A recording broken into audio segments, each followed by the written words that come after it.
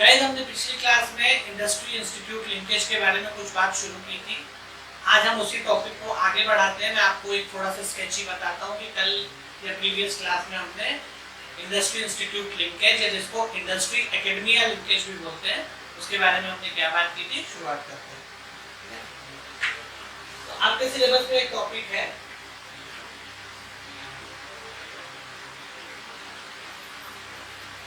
Industry institute linkage.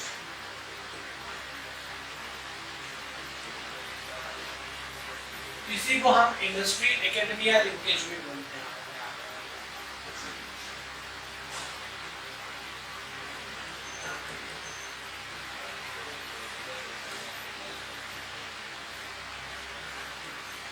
Industry institute linkage या industry academia linkage. इसके बारे में मैंने आपको बताया था, मैं एक बार फिर से रिपीट कर देता हूँ। इंडस्ट्री इंस्टीट्यूट लिंकेज का मतलब क्या होता है? इंडस्ट्री इंस्टीट्यूट लिंकेज का सीधा सा मतलब होता है कि ऑर्गेनाइजेशन की नीड को समझते हुए इंडस्ट्री की या जो भी एम्प्लॉयर है उसकी नीड को, उसकी डिमांड को, उसमें किस तरह से काम हो रहा है, उन सारी रिक्वायरमेंट्स को समझते हुए इंस्टीट्यूट्स में, एकेडमिया में ट्रेनिंग देना। एम्प्लॉयबिलिटी के बारे में हमने बात की थी कि एम्प्लॉयबिलिटी या एम्प्लॉयबल बनने की जो कैपेसिटी है स्टूडेंट्स की, कैंडिडेट्स की, जो भी ट्रेनीज है, लर्नर्स है, उनकी, वो इस बात पे डिपेंड करती है कि वो इंस्टीट्यूट में इंडस्ट्री में या मार्केट में होने वाली, इंडस्ट्री में या मार्केट में होने वाली जो भी एक्टिविटीज है उससे कितना एट पार है। कहीं इंस्टीट्यूट में जो ट्रेनिंग दी जा रही है उसमें और इंडस्ट्री में जो काम आ रहा है, काम हो रहा है, किया जा रहा है, उसके बीच में गैप कितना है। अगर ये गैप बहुत ज्यादा होगा तो एम्प्लॉयबिलिटी कम हो जाएगी। गैप जितना कम होगा एम्प्लॉयबिलिटी उतनी ही बढ़ेगी। इसके बारे में हमने बात की थी। मैंने आपको ये बताया था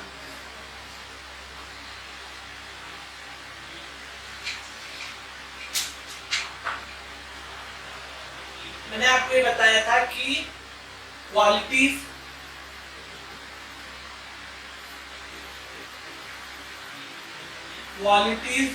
जो कि कैंडिडेट्स में है, qualities possessed by candidates and qualities which are looked for by industry. Qualities looked for by an industry.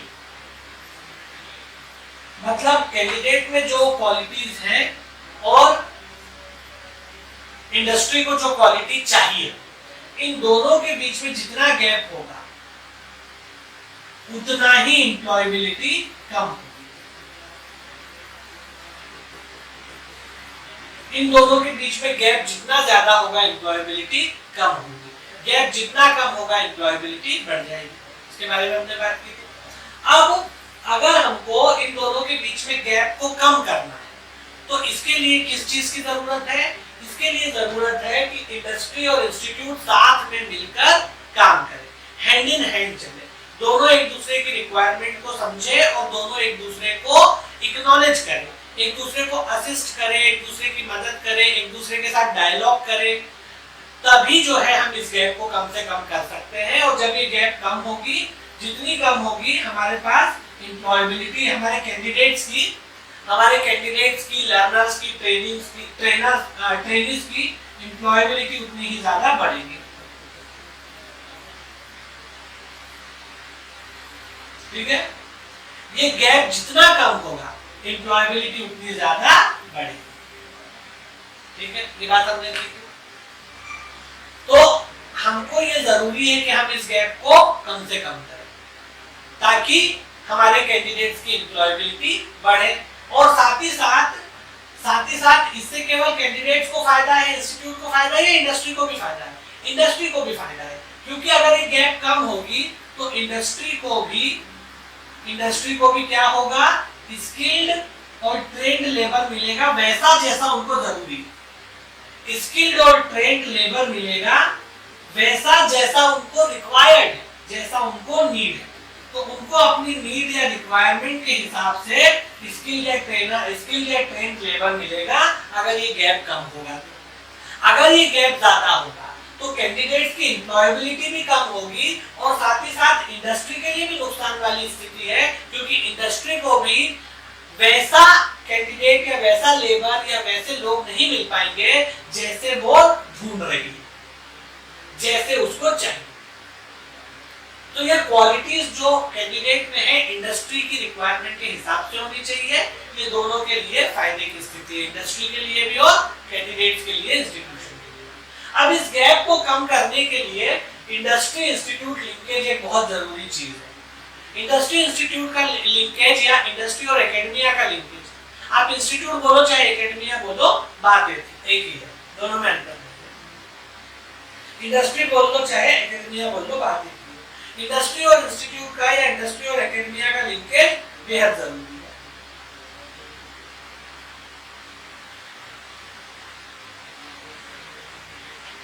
क्योंकि जब तक ये दोनों मिलकर काम नहीं करेंगे ये गैप फिलअप नहीं हो पाएगा, ब्रिजअप नहीं हो पाएगा। तो इस गैप को ब्रिजअप करने के लिए इंस्टीट्यूट और इंडस्ट्री का लिंकेज जरूरी है, to bridge up the gap between qualities possessed by candidates and qualities which are required by institutes। ठीक है, अब देखिए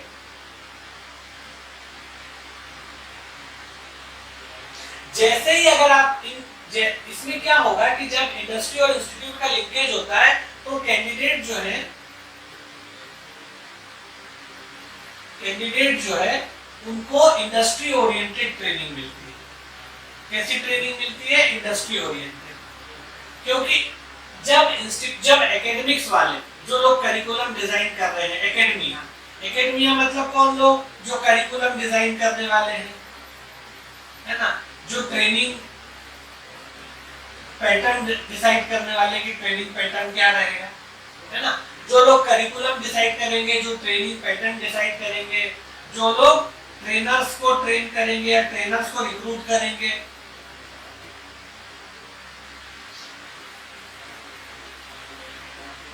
ट्रेनर्स को ट्रेन करेंगे,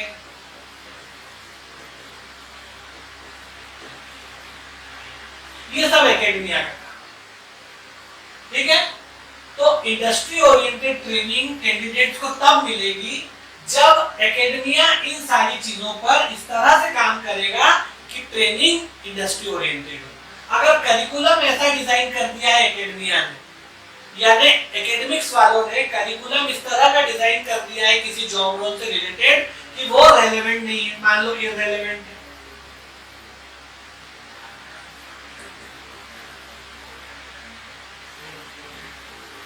मान लो करिकुलम में कुछ ऐसी चीजें हैं जो पढ़ने के लिए ठीक है, इंस्टीट्यूट में पढ़ के पास होने के लिए ठीक है, लेकिन इंडस्ट्री में उस पे काम नहीं होता, वो इंडस्ट्री के लिए अब इररेलेवेंट हो गया। पहले उस पे काम होता था, अब इंडस्ट्री में उस पे काम नहीं होता। जैसे मान लो कि आज भी हमारे यहाँ जो मशीनों की ट्रेनिंग दी जाती है, जिन मशीन्स की ट्रेनिंग दी जाती है, वो सब आज से 20 साल 25 साल पुरानी मशीनों जिन पे काम होता था। अभी भी आईटीआईज में बहुत जगह ऐसा है कि आईटीआईज में जो ट्रेनिंग दी जाती है वो इस तरह की मशीनों के बारे में दी जाती है जिन पर काम अब इंडस्ट्री में होना बंद हो गया है।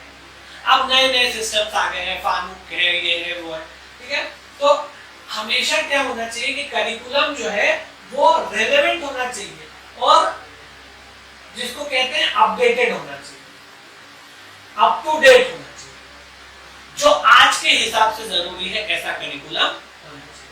दूसरी चीज ये है कि जॉब रोल्स और सेक्टर्स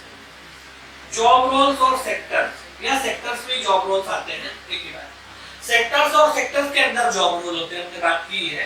तो जॉब रोल्स और सेक्टर्स जो है वो इस तरह से डिजाइन करना चाहिए, जॉब रोल और सेक्टर्स को इस तरह से डिजाइन करना चाहिए जिससे एम्प्लॉयबिलिटी बढ़े। इसका मतलब क्या है? इसका मतलब ये है कि इस तरह के सेक्टर्स में नंबर ऑफ सीट्स बढ़ाई जानी चाहिए जिन सेक्टर्स में डिमांड है लेबर की। इस तरह के जॉब रोल्स में नंबर ऑफ सीट्स बढ़ाई जानी चाहिए, ज्यादा से ज्यादा कैंडिडेट्स को ट्रेनिंग दी जानी चाहिए जिनमें डिमांड, और इस तरह के जॉब रोल्स की सीट्स को लिमिटेड किया जाना चाहिए जिनमें डिमांड नहीं। अभी हर रोज नए नए एवेन्यू खुल रहे हैं, आप देखते हैं कि हर रोज कोई नई चीज आती है मार्केट में, ठीक है, और बहुत सारी चीजें जो है वो टाइम के साथ एलिमिनेट भी हो जाती है कि भाई इररिलेवेंट हो गई है, इस पे काम नहीं हो रहा है। जैसे कोई नई टेक्नोलॉजी आती है वो पुरानी टेक्नोलॉजी को रिप्लेस कर देती है, क्योंकि नई टेक्नोलॉजी क्योंकि एडवांस्ड होती है, इनहांस्ड होती है, इजी टू यूज होती है, यूजर फ्रेंडली होती है, फीचर्स ज्यादा होते हैं, तो लोग उस पे शिफ्ट हो जाते हैं और पुरानी को छोड़ देते हैं, ठीक है। इसी तरह कोई नया एवेन्यू अगर खुलता है तो उसके साथ साथ हो सकता है कि कोई पुराना एवेन्यू आउटडेटेड हो जाए। तो ऐसी स्थिति में सेक्टर्स और जॉब रोल्स को इस तरह से डिजाइन करना चाहिए जिसमें डिमांड ज्यादा हो उसकी सीट्स ज्यादा, जिसमें डिमांड कम हो उसकी सीट्स कम, ठीक है। ट्रेनिंग पैटर्न भी ऐसे होने चाहिए जो इंडस्ट्री ओरिएंटेड है, ट्रेनर्स भी अच्छे होने चाहिए जो इंडस्ट्री ओरिएंटेड मैनर में ट्रेनिंग दें। तो अगर इन सारी चीजों पे ध्यान दिया जाएगा, तो स्टूडेंट्स जो है हमारे वो इंडस्ट्री रेडी बनेंगे। जो कैंडिडेट है वो कैसे बनेंगे? इंडस्ट्री रेडी का मतलब इंडस्ट्री में काम करने के लिए एकदम तैयार। जैसे इनको अपॉर्चुनिटी मिलेगी ये तुरंत जॉब पा जाएंगे, क्योंकि इनके अंतर्गत वो सारी क्वालिटी इनके अंदर डेवलप की गई है जो इंडस्ट्री में काम करने के लिए जरूरी है, ठीक है। आगे बात समझना। तो ये सारी चीजों पे जब ध्यान देगा इंस्टीट्यूट या एकेडमिया, तो जो हमारे कैंडिडेट है वो कैसे बनेंगे? इंडस्ट्री रेडी बनेंगे। इंडस्ट्री रेडी मतलब इंडस्ट्री में काम करने के एकदम तैयार, इंडस्ट्री में काम करने के लिए एकदम तैयार। जैसे ही इनको अपॉर्चुनिटी मिलेगी ये टेस्ट देंगे, जो भी कंडक्ट मतलब एग्जाम होगा, जो भी होगा, मतलब इनको जांचा जाएगा, जो असेसमेंट प्रोसेस है बेसिकली वो होगा, और उसके बाद तुरंत ये लोग जॉब पा लेंगे। क्यों जॉब पा लेंगे? क्योंकि ये इंडस्ट्री रेडी है, they are ready to work in the industry. इनमें वो सारी क्वालिटीज है जो इंडस्ट्री में काम करने के लिए जरूरी है, और वो इसलिए आई है क्योंकि एकेडमिया ने अपने पूरे सेटअप को, अपने पूरे इकोसिस्टम को इंडस्ट्री ओरिएंटेड मैनर में डिजाइन किया, और ये तभी संभव है, तभी पॉसिबल है जब इंडस्ट्री का एकेडमिया के साथ या एकेडमिया का इंडस्ट्री के साथ लिंकेज हो मतलब साथ साथ मिलकर काम करें, एक दूसरे के साथ डायलॉग हो, एक दूसरे के साथ चीजों को सॉल्व करते हो। इंडस्ट्री जो है वो एकेडमिया को एक्नॉलेज करती हो, एकेडमिया इंडस्ट्री को एक्नॉलेज करता हो, दोनों के बीच में लिंकेज हो। और एक्नॉलेज करने का मतलब यहाँ पर क्या है? एक दूसरे को रिक्वायरमेंट्स बताना। इंडस्ट्री द्वारा एकेडमिया को अपना रिक्वायरमेंट बताना, अपना वर्किंग एनवायरनमेंट बताना, अपना वर्क कल्चर बताना, है ना, वर्किंग का पैटर्न बताना, उनकी नीड्स को समझाना, ये सारी चीजें होती है एक दूसरे के साथ डायलॉग करना। और जब तक डायलॉग नहीं होगा तब तक कैंडिडेट्स इंडस्ट्री रेडी नहीं बनेंगे, इंडस्ट्री ओरिएंटेड नहीं बनेंगे, और इंडस्ट्री रेडी नहीं बनेंगे तो उनकी एम्प्लॉयबिलिटी कम हो जाएगी। और इसी के साथ साथ अगर उनकी एम्प्लॉयबिलिटी कम हो जाएगी तो इससे इंडस्ट्री पे भी एडवर्स इफेक्ट होगा, क्योंकि इंडस्ट्री को भी अपने यहाँ काम करने के लिए इफेक्टिव, एफिशिएंट और कॉम्पिटेंट लेबर नहीं मिलेगा जो स्किल्ड हो और ट्रेन्ड हो। तो ये अल्टीमेटली पूरी कंट्री की इकोनॉमी के लिए खराब चीज है, क्योंकि इंडस्ट्री को अगर अच्छा लेबर नहीं मिलेगा तो इंडस्ट्रियल ग्रोथ नहीं होगा, इंडस्ट्रियल ग्रोथ नहीं होगा तो कंट्री का ग्रोथ नहीं होगा, इकोनॉमिक डेवलपमेंट नहीं होगा, इकोनॉमिक डेवलपमेंट नहीं होगा तो अल्टीमेटली ग्रोथ जो है वो ग्रोथ रेट हमारा कम हो जाएगा। आगे बात समझ में? तो इसीलिए इन दोनों को एक दूसरे के साथ मिलकर काम करने की जरूरत है। अब ये कैसे किया जाता है? ये ऐसे किया जाता है कि स्टूडेंट्स को, इंस्टीट्यूट्स को, कैंडिडेट्स को, यहाँ तक कि ट्रेनर्स को इंडस्ट्री में कैसे काम होता है उसका एक्सपोजर देना, तभी वो लोग ये समझ पाएंगे कि इंडस्ट्री में कैसे काम होता है, ठीक है।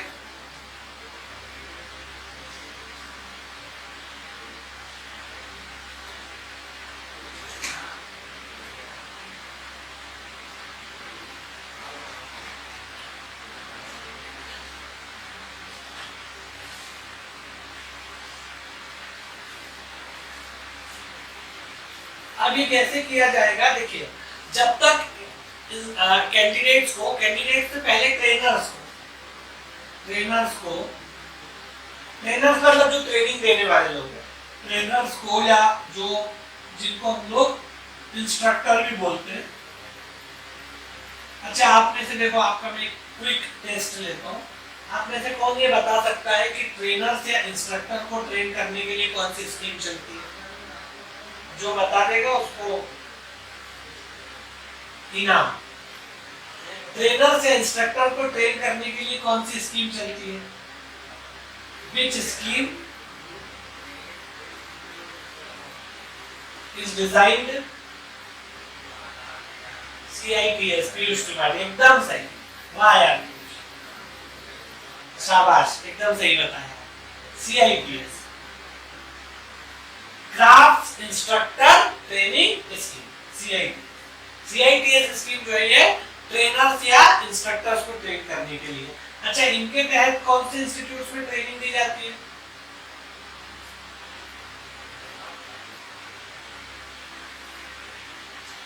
और ये कब लॉन्च हुई, इसका ईयर बता सकते हो आप? ये कब से लॉन्च हुई है? CITS कब से लॉन्च हुई है? लॉन्च ईयर आपको बताना है, एज वेल एज आपको ये बताना है कि इसमें कौन से इंस्टीट्यूट्स में ट्रेनिंग दी जाती है। 1950, सही है। CITS और CTS ये दोनों साथ में लागू हुई थी 1950। हालांकि अब जो है CITS ट्रेनिंग वाले ट्रेनर्स को ही ITI में पढ़ाने दिया जाएगा, ये अभी जो है कंपलसरी कर दिया है। पहले तो ऐसे ही लोग नहीं भी ट्रेन करते थे, पढ़ाते थे। आजकल ये कंपलसरी कर दिया है कि अगर आपको लर्नर या ट्रेनर बनना है तो आपको CITS के तहत ट्रेनिंग लेना पहले जरूरी है। और इसमें कौन कौन से इंस्टीट्यूट्स में ट्रेनिंग दी जाती है, ये कोई बता सकता है?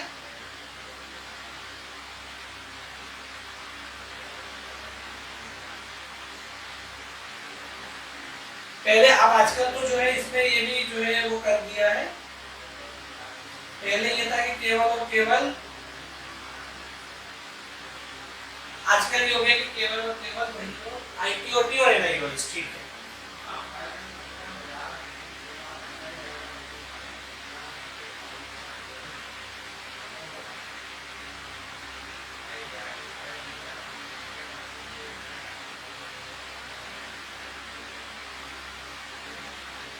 इसमें से एक तो आपने सही बताया है, ITOT तो है, NIOS नहीं है ना, NIOS थोड़ी है, ITOT है और NSTI है, NSTI और IT, NSTI और NIOS नहीं है, NSTI, national skill training institute.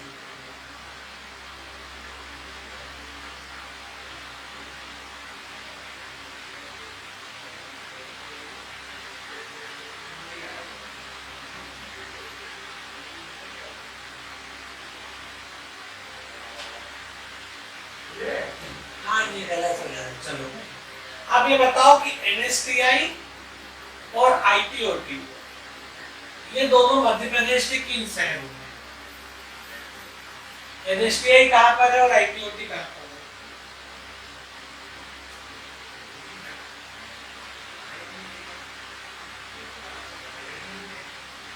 है? NSTI कहां पर है? MP का NSTI कहां पर है, किस शहर में है? और ITOT MP में किस शहर में? भोपाल। अरे कौन सा भोपाल, कौन सा इंदौर, ये बताओ। बाकी लोग भी बताओ यार, आप लोग।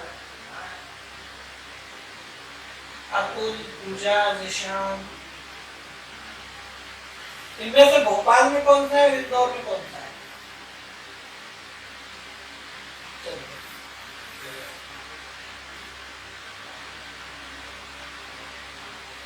देखो, ठीक है।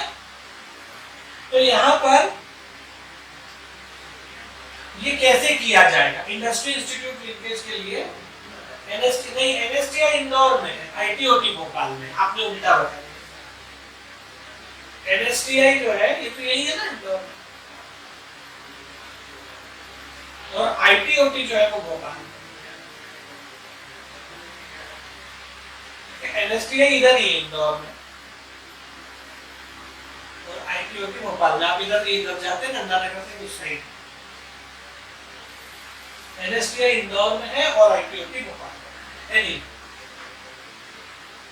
हाँ चलो, अपन तो ये पढ़ रहे थे कि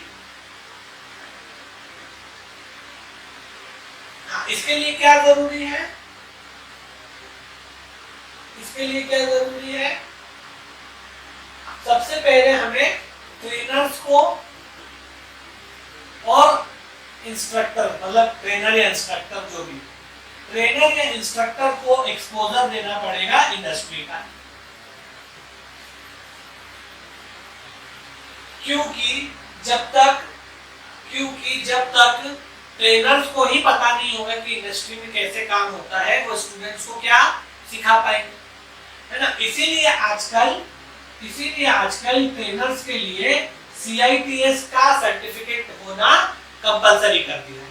अभी तक हमारे क्या था, बहुत सारे इंस्टीट्यूट्स में, ITIs वगैरह में ऐसे ट्रेनर्स पढ़ा रहे थे जो खुद ढंग से ट्रेन नहीं थे। अब खुद ही ट्रेंड नहीं थे तो स्टूडेंट्स को भी उतने अच्छे से नहीं बता पाते थे। इसलिए जब हमारे यहाँ टेक्निकल एजुकेशन, वोकेशनल एजुकेशन की क्वालिटी कम होने की कारणों पर जब पड़ताल की गई, इसके रीजंस पे जब ये सोचा गया कि क्यों हमारे यहाँ क्वालिटी इतनी अच्छी नहीं है, उसमें एक बड़ा मेजर जो वजह निकल के आई वो ये था कि ट्रेनर्स ही इतने अच्छे नहीं है।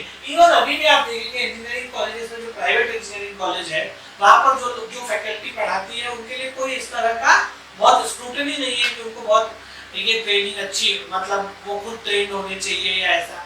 इवन आप देखोगे फॉर्मल में भी, आप देखोगे प्राइमरी स्कूल में, जो मैं गवर्नमेंट की बात कर रहा हूँ, प्राइवेट इंस्टीट्यूट में वो लोग ध्यान रखते हैं, गवर्नमेंट में जो लोग पढ़ाते हैं स्कूल्स में, आप प्राइमरी, मिडिल, हाई स्कूल में देखें तो उसमें क्या लेवल है पढ़ाई का, ठीक है। तो इसी तरह ट्रेनर्स की क्वालिटी ठीक नहीं है, इसीलिए क्या कहा गया है कि ट्रेनर्स और इंस्ट्रक्टर्स को इंडस्ट्री का एक्सपोजर मिलना चाहिए। जब इनको इंडस्ट्री का एक्सपोजर मिलेगा तो इनको ये बात समझ में आएगी कि इंडस्ट्री में काम कैसे होता है। वहां पर काम करने के लिए हमारे स्टूडेंट्स में, हमारे कैंडिडेट्स में क्या क्या क्वालिटीज, क्या क्या एट्रीब्यूट्स होने चाहिए, ठीक है। और ये फिर उसको इंडस्ट्री ओरिएंटेड तरीके से पढ़ाएंगे।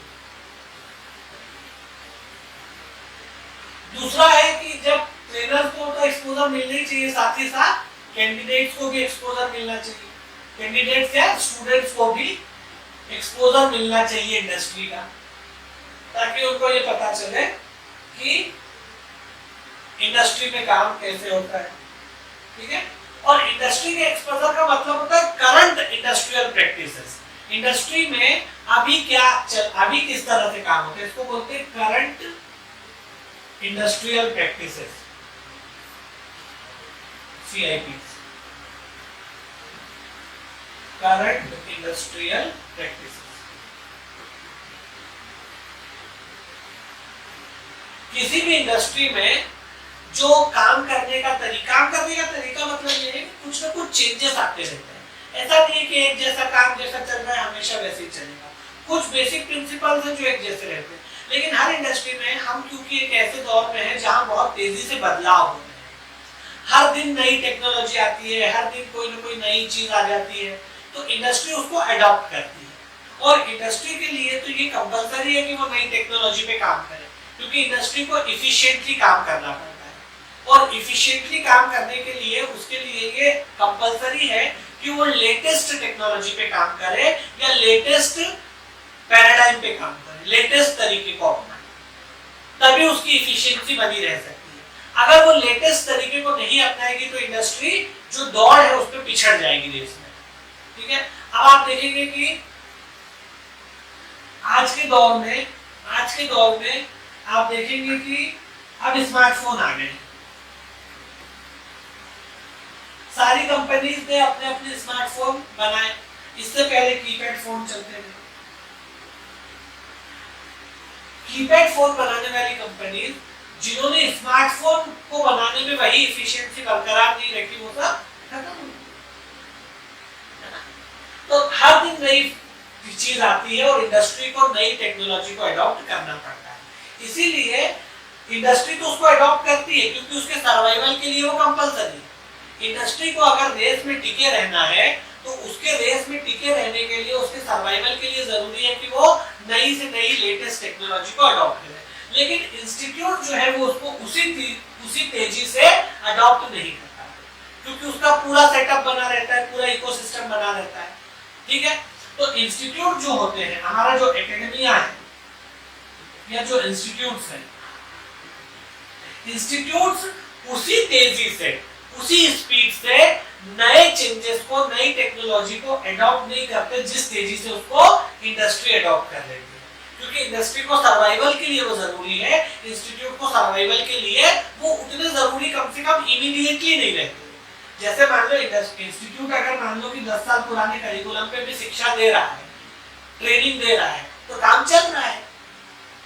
अब इसको कोई रिस्पॉन्सिबिलिटी नहीं है, मेरे बच्चे को नौकरी मिले नहीं मिले कोई दिक्कत नहीं, लेकिन इनको तो टिके रहने के लिए काम करना ही पड़ता है। तो इसलिए इंडस्ट्री इंस्टीट्यूट लिंकेज से क्या होता है कि जो करंट इंडस्ट्रियल प्रैक्टिसेस है, जिन पे लेटेस्ट करंट इंडस्ट्रियल प्रैक्टिसेस है, उसका एक्सपोजर ट्रेनर्स और कैंडिडेट्स दोनों को मिलना चाहिए। ठीक है, एक चीज है। इसके लिए क्या करना चाहिए, इस तरह का एक्सपोजर देने के लिए क्या करना चाहिए? तो भाई इस तरह का एक्सपोजर कैसे दिया जाएगा? स्टूडेंट्स को मान लो देना है, कैंडिडेट को इंटर्नशिप करके द्वारा। इंटर्नशिप ट्रेनर को भी करवाई जा सकती है, कैंडिडेट को भी करवाई जा सकती है ना? इंटर्नशिप करवाई जा सकती है, वर्कशॉप्स आयोजित की जा सकती है, वर्कशॉप आयोजित की जा सकती है, ट्रेनिंग प्रोग्राम चलाए जा सकते हैं जो इंडस्ट्री के साथ मिलजुल के चलाए जाएं। कुछ स्पेशल ट्रेनिंग प्रोग्राम्स चलाए जा सकते हैं, स्पेशल ट्रेनिंग प्रोग्राम्स चलाए जा सकते हैं जो इंडस्ट्री के साथ मिलकर चलाए जाएं।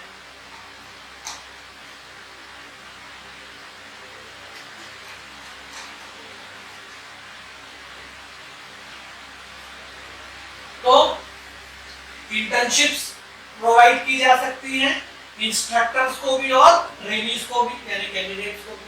कुछ वर्कशॉप्स कंडक्ट की जा सकती है इंस्ट्रक्टर्स के लिए भी और ट्रेनीज के लिए भी, और कुछ स्पेशल ट्रेनिंग प्रोग्राम चलाए जा सकते हैं जिसमें इंडस्ट्री और इंस्टीट्यूट जो है वो साथ में मिलकर ऐसे प्रोग्राम्स कंडक्ट करवाएं। हालांकि तीनों ही जो है ये इंडस्ट्री के पार्टिसिपेशन से ही संभव है, इंडस्ट्री और इंस्टीट्यूट दोनों के आपस में पार्टिसिपेशन से ही संभव है।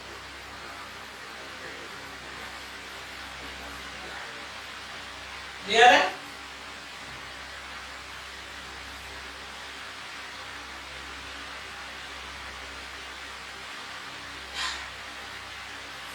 ये जो तीनों चीजें हैं ये इंडस्ट्री और इंस्टीट्यूट के पार्टिसिपेशन से ही संभव है। क्योंकि अगर आपको इंटर्नशिप करना है तो इंडस्ट्री को पहले परमिशन लेना पड़ेगी, बात करना पड़ेगी। ऐसे ही वर्कशॉप है, ऐसे ही स्पेशल ट्रेनिंग प्रोग्राम्स है। इसके अलावा गेस्ट लेक्चर्स प्रोवाइड किए जा सकते हैं, गेस्ट लेक्चर हो या जिसको बोलते हैं कॉन्फ्रेंस वगैरह हो। गेस्ट लेक्चर में क्या होगा भाई, इंडस्ट्री से आए हुए कुछ लोग जो वहां मैनेजमेंट में काम करते हैं या इंडस्ट्री में प्रोडक्शन में काम करते हैं, अलग अलग डिपार्टमेंट में काम करते हैं, वो इंस्टीट्यूट्स में आकर के बच्चों से बातचीत करें, ट्रेनर से बातचीत करें, वहां के इंस्टीट्यूट के मैनेजमेंट से, एडमिनिस्ट्रेशन से बातचीत करें, है ना? ऐसे गेस्ट लेक्चर्स हो सकते हैं। ठीक है, तो इंडस्ट्री के अलग अलग सेक्टर्स से, इंडस्ट्री के अलग अलग सेक्टर्स का मतलब कैसे, इंडस्ट्री का मैनेजमेंट हो गया, वहां का प्रोडक्शन हो गया, वहां का मार्केटिंग हो गया। इंडस्ट्री के जो अलग अलग सेक्टर्स है, चाहे मैनेजमेंट हो, चाहे प्रोडक्शन हो, चाहे मार्केटिंग हो, यहाँ के कुछ लोग जो इंडस्ट्री में काम कर रहे हैं, वेदर इन प्रोडक्शन और मार्केटिंग और मैनेजमेंट काम कर रहे हैं, वो लोग इंस्टीट्यूट्स में आकर के गेस्ट लेक्चर प्रोवाइड कर सकते हैं, कॉन्फ्रेंस प्रोवाइड कर सकते हैं, जिससे कैंडिडेट्स और इंस्ट्रक्टर्स, ठीक है, तो ये ऑब्जेक्टिव है इसके। अब देखिए मेन ऑब्जेक्टिव यही है। देखिए इससे क्या होगा, अगर इंडस्ट्री को इंडस्ट्री रेडी लेबर नहीं मिलेगा तो पहले इंडस्ट्री को खर्चा करना पड़ेगा इसकी ट्रेनिंग पे, जो भी करती है इंडस्ट्री। आप लोग देखते हैं कि आप कोई भी जॉब में जाओ तो पहले क्या होता है, आपको वहां ट्रेनिंग देना पड़ती है। अब ये गैप जितना ज्यादा होगा ट्रेनिंग पे उतना ज्यादा टाइम और रिसोर्स बर्बाद होगा, है ना। अब क्या होगा, मान लीजिए कि गैप जितना ज्यादा, गैप जो है वो जितना ज्यादा होगा, आपकी ट्रेनिंग पे इंडस्ट्री को उतना ही टाइम और उतने ही पैसा, उतना ही रिसोर्स, उतना ही लेबर बर्बाद करना पड़ेगा। क्यों बर्बाद करना पड़ेगा? क्योंकि इंडस्ट्री में आपने वो नहीं सीखा, सॉरी इंस्टीट्यूट में आपने वो नहीं सीखा। अगर आप इंस्टीट्यूट से ही ज्यादा से ज्यादा सीख के जाते, ये गैप अगर आपका कम होता, तो इंडस्ट्री में आपको ट्रेनिंग में उतना कम समय लगता, उतना कम रिसोर्स लगता, उतना कम पैसा लगता, जो भी है ना। हालांकि थोड़ी बहुत ट्रेनिंग तो इंडस्ट्री में दी जाती है, लेकिन अगर गैप बहुत ज्यादा है तो इंडस्ट्री को ज्यादा टाइम और ज्यादा रिसोर्स खर्च करने पड़ते हैं, जो इंडस्ट्री के लिए नुकसान वाला काम है। तो इसलिए क्या होगा, आपकी एम्प्लॉयबिलिटी कम हो जाएगी। अगर आपके अंदर वो क्वालिटीज नहीं है जो इंडस्ट्री को चाहिए, तो इंडस्ट्री क्या करेगी, आपको हायर नहीं करेगी। क्यों नहीं करेगी? क्योंकि वो क्यों अपना पैसा बर्बाद करेगी और रिसोर्स बर्बाद करेगी आपको ट्रेनिंग देने में, ठीक है। उसके लिए भी तो फिजिबल होना चाहिए, उसके लिए वायबल होना चाहिए। तो इंडस्ट्री तो प्रॉफिट पे काम करती है। इंडस्ट्री जो है वो चैरिटी पे काम नहीं करती, वो वेलफेयर पे काम नहीं करती। इंडस्ट्री का काम चैरिटी करना, लोगों का वेलफेयर करना नहीं है, उसका काम प्रॉफिट कमाना है। और अगर उसको आपकी ट्रेनिंग पे समय और रिसोर्स खर्चा करना पड़ेंगे तो वो आपको हायर नहीं करेंगे, आपकी एम्प्लॉयबिलिटी कम हो जाएगी। इसीलिए ये गैप जितना ज्यादा उतना ज्यादा आपकी ट्रेनिंग पे खर्चा करना पड़ेगा इंडस्ट्री को। इसलिए कोशिश ये होनी चाहिए, इसीलिए इंडस्ट्री और इंस्टीट्यूट लिंकेज का एक मेन ऑब्जेक्टिव है इंडस्ट्री को इंडस्ट्री रेडी लेबर प्रोवाइड करना, ताकि उसको ट्रेनिंग और उस पर कम खर्चा करना पड़े, कम समय देना पड़े। ये दो मेन ऑब्जेक्टिव है। अब इनसे जुड़े हुए ऑब्जेक्टिव है कि भाई अगर इंडस्ट्री को ठीक ठाक लेबर मिल जाएगा तो इंडस्ट्री फ्लरिश करेगी। अगर इंडस्ट्री फ्लरिश करेगी तो इंडस्ट्री ग्रोथ होगी। इंडस्ट्री ग्रोथ होगी तो पूरी कंट्री का इंडस्ट्रियल ग्रोथ होगा। जगह जगह देखो, जहां पर भी देखो, इंडस्ट्री के लिए चीप लेबर मिलना बहुत जरूरी है। अगर इंडस्ट्री को चीप और ट्रेन, चीप के साथ साथ ट्रेन लेबर, स्किल्ड लेबर, अगर इंडस्ट्री को किसी एरिया में लेबर मिलने में दिक्कत आएगी तो वो वहां पर अपना प्लांट नहीं समझ में। तो इंडस्ट्री के लिए इसको स्किल्ड और सेमी स्किल्ड लेबर मिलना जरूरी है। स्किल्ड लेबर या सेमी स्किल्ड लेबर मिलना जरूरी है, ट्रेंड लेबर मिलना जरूरी है। अगर स्किल्ड, सेमी स्किल्ड या ट्रेंड लेबर नहीं मिलता है तो ये वहां पर अपना प्लांट नहीं लगा। आगे बात समझ में। तो इसीलिए अगर इसको ये स्किल्ड और सेमी स्किल्ड और ट्रेंड लेबर मिल जाता है तो ये अपने प्लांट लगाएंगे। इस तरह से क्या होगा, देश के अलग अलग हिस्सों में इंडस्ट्रियल प्लांट्स लगेंगे। इंडस्ट्रियल प्लांट लगेंगे तो देश में इंडस्ट्रियल ग्रोथ होगी। इंडस्ट्रियल ग्रोथ होगी तो इकोनॉमिक ग्रोथ होगी। इकोनॉमिक ग्रोथ होगी तो हमारी ग्रोथ रेट बढ़ेगी। ग्रोथ रेट बढ़ेगी तो अल्टीमेटली देश का डेवलपमेंट होगा, इकोनॉमिक डेवलपमेंट होगा। और दूसरा जो है, अगर एम्प्लॉयबिलिटी बढ़ेगी तो इससे जुड़े हुए आप ऑब्जेक्टिव क्या है, एम्प्लॉयबिलिटी बढ़ेगी तो लोगों को लिवलीहुड मिलेगा, एम्प्लॉयमेंट मिलेगा, पैसा मिलेगा। पैसा मिलेगा तो लोग उसको खर्च करेंगे तो इकोनॉमिक ग्रोथ होगी, क्योंकि खर्च करेंगे तो इनका कंजप्शन बढ़ेगा मतलब एक्सपेंडिचर बढ़ेगा, कंजप्शन बढ़ेगा, एक्सपेंडिचर बढ़ेगा तो मार्केट में पैसा आएगा, उसका फ्लो बनेगा और इस तरह से इकोनॉमिक ग्रोथ होगी। ग्रोथ का इंजन चलता रहेगा। अगर जनता ही गरीब है तो वहां पर इकोनॉमिक डेवलपमेंट नहीं हो पाएगा। अगर ज्यादातर लोग कहीं पर अनएम्प्लॉयड है, बेरोजगार है, तो वहां पर कभी भी इकोनॉमिक ग्रोथ होगी क्या? नहीं। जहां पर लोगों के पास पैसा होगा तभी तो मार्केट में पैसा आएगा। अगर लोग ही अनएम्प्लॉयड है तो मार्केट में पैसा कैसे आएगा? ठीक है। तो एम्प्लॉयबिलिटी बढ़ेगी तो लोगों को लिवलीहुड मिलेगी, उनका एम्पावरमेंट होगा, और जब इकोनॉमिक एम्पावरमेंट होगा तो साथ ही साथ उनका सोशल एम्पावरमेंट भी होगा। एसटी, एससी, ओबीसी, महिलाएं, इन सबको भी जॉब मिलेगी। जब इनको जॉब मिलेगी, इनको पैसा मिलेगा, तो इनका सोशल एम्पावरमेंट भी होगा। तो ये सब इसके ऑब्जेक्टिव्स। आगे बात समझ में। अब ये वेज हम देख लेते हैं कि इसके वेज क्या है।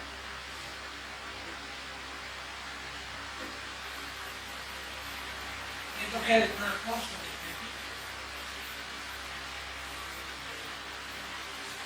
इंडस्ट्रियल इंस्टीट्यूट लिंकेज को के लिए अगर हम बेस की बात करें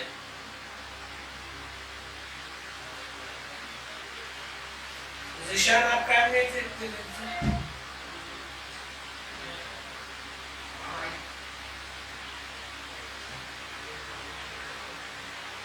तो जैसे मैंने बताया पहला तो वही है वर्कशॉप ऑर्गेनाइज करना,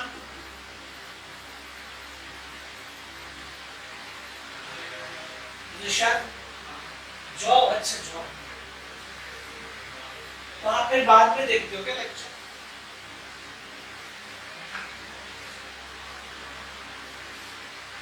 वर्कशॉप ऑर्गेनाइज करना, कॉन्फ्रेंस ऑर्गेनाइज करना, स्पेशल ट्रेनिंग प्रोग्राम्स ऑर्गेनाइज करना,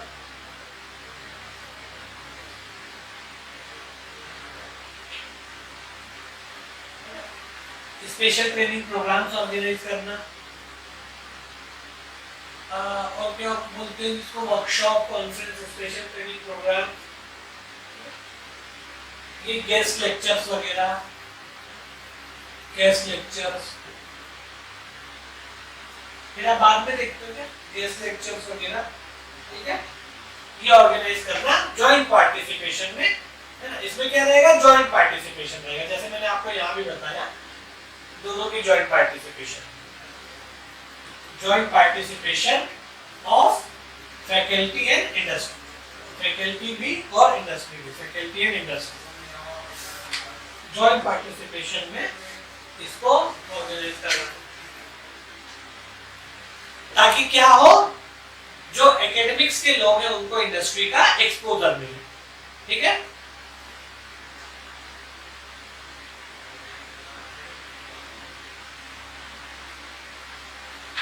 दूसरा जो है करिकुलम को इंडस्ट्री ओरिएंटेड तरीके से या इंडस्ट्री की डिमांड्स के हिसाब से डिजाइन करना और समय समय टाइमली मैनर में पीरियोडिकली उसको अपडेट करना, ठीक है। तो करिकुलम को इंडस्ट्री ओरिएंटेड तरीके से डिजाइन करना, इंडस्ट्री ओरिएंटेड तरीके से उसको डिजाइन करना, हर सेक्टर में हर जॉब रोल के लिए या across sectors across job role, हर सेक्टर में हर जॉब रोल के लिए जो करिकुलम बनाया जा रहा है वो इंडस्ट्री की डिमांड्स के हिसाब से होना चाहिए और उसको समय समय पे पीरियोडिकली क्या करना चाहिए, अपडेट करते रहना चाहिए। आज आपने कोई करिकुलम बना दिया, अब 20 साल तक इस पे ट्रेनिंग देते रहोगे तो कैसे एम्प्लॉयबिलिटी पैदा होगी, क्योंकि 20 साल में इंडस्ट्री का तो पूरा तरीका बदल जाता है, कितनी नई चीजें आ जाती है। आप इमेजिन करो आज से 20 साल पहले जो काम हो रहा होगा आज हो रहा होगा, उसमें परिवर्तन तो आ ही गया होगा इंडस्ट्री में, ठीक है। तो इंडस्ट्री ओरिएंटेड डिजाइन जो है उसके मतलब करिकुलम को इंडस्ट्री की नीड्स के हिसाब से डिजाइन करना और साथ ही साथ उसको समय समय पे पीरियोडिकली अपडेट करना। आगे बढ़ ये सबसे जरूरी पॉइंट है, क्योंकि आप अगर आपका करिकुलम ही पुराना है तो फिर आप मॉडर्न तरीके से बच्चों को ट्रेन नहीं कर पाएंगे।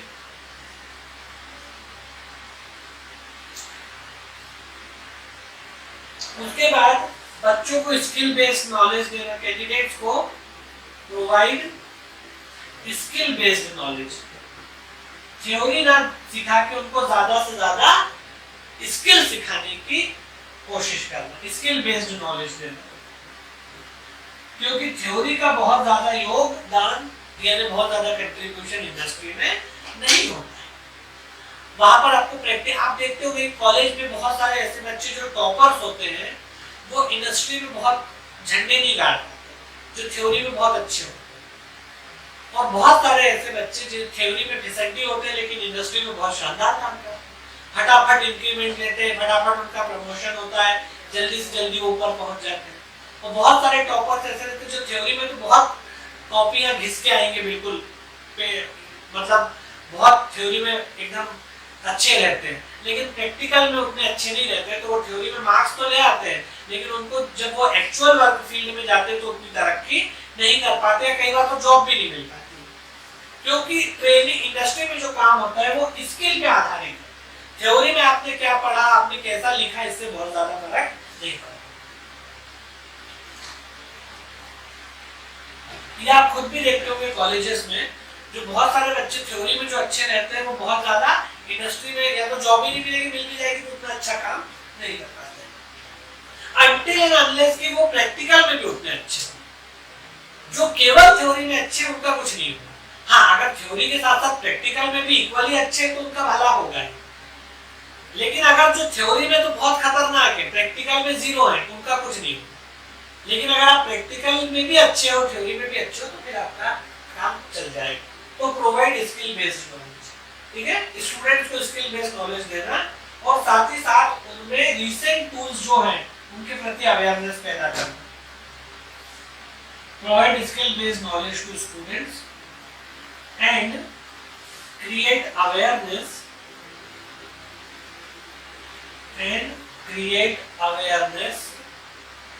on the recent tools adopted in industries. On the recent tools adopted in industry.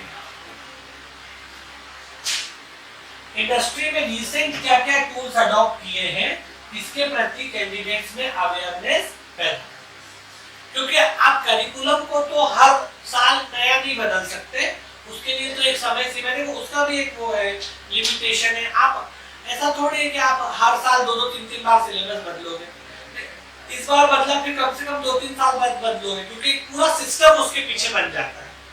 तो आप ऐसा नहीं कर सकते कि हर साल 2 साल में सिलेबस बदल दो। 2 साल में तो बदला जा सकता है, लेकिन साल भर में या साल भर में 2-3 बार तो नहीं बदल सकते कि भाई अभी जो है सिलेबस कुछ और था, 3-4 महीने बाद बदल दिया, फिर 4 महीने बाद और बदल दिया, इस तरह किया नहीं जा सकता ना बेसिकली। तो सिलेबस तो आप ये कर सकते हो कि भाई साल 2 साल में रिवाइज होगा, सिलेबस कम से कम 2 साल में रिवाइज होगा। हर साल सिलेबस रिवाइज करना, करिकुलम रिवाइज करना पॉसिबल नहीं होता, क्योंकि उसके पीछे एक पूरा सिस्टम बन जाता है। तो इसलिए सिलेबस तो आप अप टू डेट कर ही सकते हो, लेकिन उसके लिए साल 2 साल का समय चाहिए। लेकिन उसके अलावा आप क्या कर सकते हो, इस बीच आप ये कर सकते हो कि इंडस्ट्री ने जो भी रिसेंट टूल्स को अडॉप्ट कर लिया है उसके प्रति स्टूडेंट्स को अवेयर किया जाए, ठीक है, कि किसी भी इंडस्ट्री में, किसी भी सेक्टर में जो रिसेंट टूल्स अडॉप्ट किए गए हैं उनके प्रति अवेयरनेस पैदा करना और स्किल बेस्ड नॉलेज बच्चों को देना। देखो, एक और चीज है कि करिकुलम डेवलप करने या करिकुलम डिजाइन करने में इंडस्ट्री के लोगों का भी राय लिया जाए, है ना, ये जरूरी है। तभी हमारा करिकुलम कैसे बनेगा, इंडस्ट्री ओरिएंटेड बनेगा। तो इसके लिए क्या करना चाहिए, इंडस्ट्री वाले लोगों का पार्टिसिपेशन करिकुलम डेवलपमेंट के लिए करना चाहिए। इसी में यही ऐड कर देता हूँ, करिकुलम को डेवलप करने के लिए, करिकुलम को डिजाइन करने के लिए भी इंडस्ट्री के लोगों को बुलाया जाना चाहिए, उनसे कुछ राय सलाह मशवरा लिया जा सकता है, पार्टिसिपेशन उनका किया जा सकता है। तो participation of experts from industries to develop and design curriculum. Curriculum को डेवलप या करिकुलम को डिजाइन करने के लिए इंडस्ट्री सेक्टर के एक्सपर्ट को भी आमंत्रित किया जाना चाहिए, उनकी भी राय ली जानी चाहिए। इससे क्या होगा, हमारा करिकुलम इंडस्ट्री ओरिएंटेड बनेगा। तो करिकुलम को डिजाइन करने के लिए एक्सपर्ट्स फ्रॉम इंडस्ट्रीज से राय ली जा सकती है, उनका पार्टिसिपेशन लिया जा सकता है।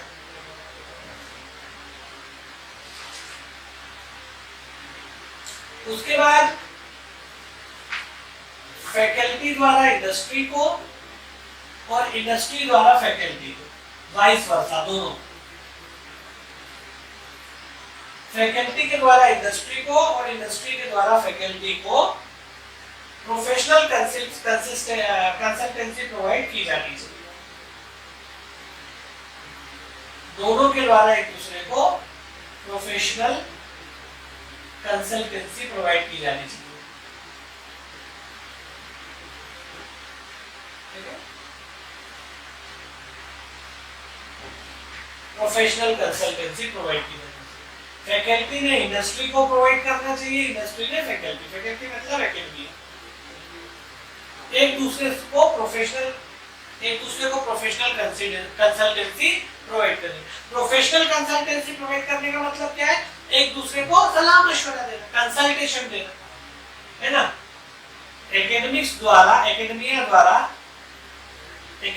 द्वारा इंडस्ट्री को कंसल्टेशन देना और इंडस्ट्री के द्वारा एकेडमिया को कंसल्टेशन देना, प्रोफेशनल मामलों में कंसल्टेशन देना। कंसल्टेशन देना मतलब सलाह मशवरा देना, बातचीत करना, डायलॉग करना, है ना। वही डायलॉग करना, बातचीत करना, सलाह मशवरा देना, ऐसा नहीं पर्सनल मामलों में, प्रोफेशनल मामलों में।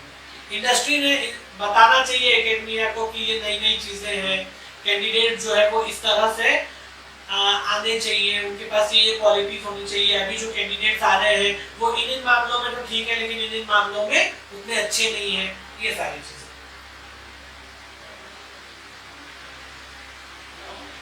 और दोनों के बीच में जो गैप है उसको ब्रिज अप करने के लिए काम करना चाहिए। Bridge up the gap.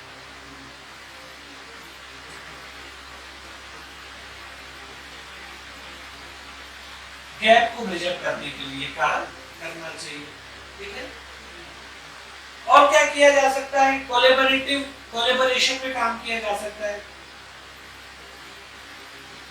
जैसे कोलैबोरेटिव रिसर्च प्रोग्राम्स रन किए जा सकते हैं।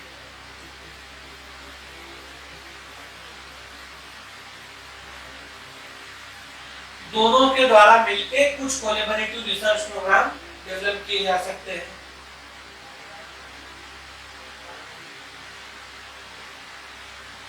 कैंपस के अंदर ही, कॉलेज कैंपस या जो आपका इंस्टीट्यूशन का कैंपस है, उस कैंपस के अंदर ही रिसर्च और डेवलपमेंट से रिलेटेड R&D जिसको बोलते हैं, R&D मतलब रिसर्च एंड डेवलपमेंट, इंस्टीट्यूट के कैंपस के अंदर ही कुछ ऐसे R&D लैब स्टार्ट किए जा सकते हैं जिनको इंडस्ट्री स्पॉन्सर करे।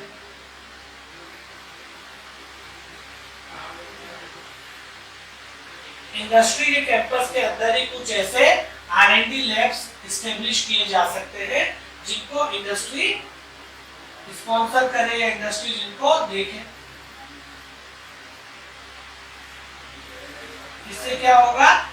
कैंपस के अंदर ही इंडस्ट्री का एक्सपोजर बच्चों को मिल जाएगा।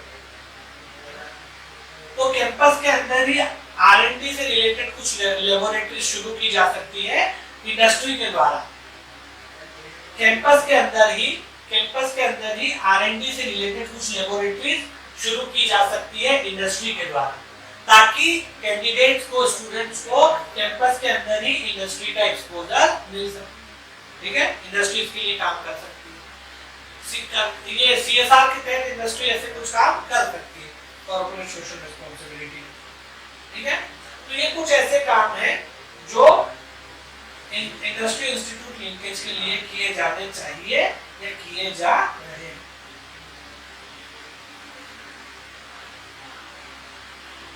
ठीक है, और ये बहुत इंपॉर्टेंट चीज है।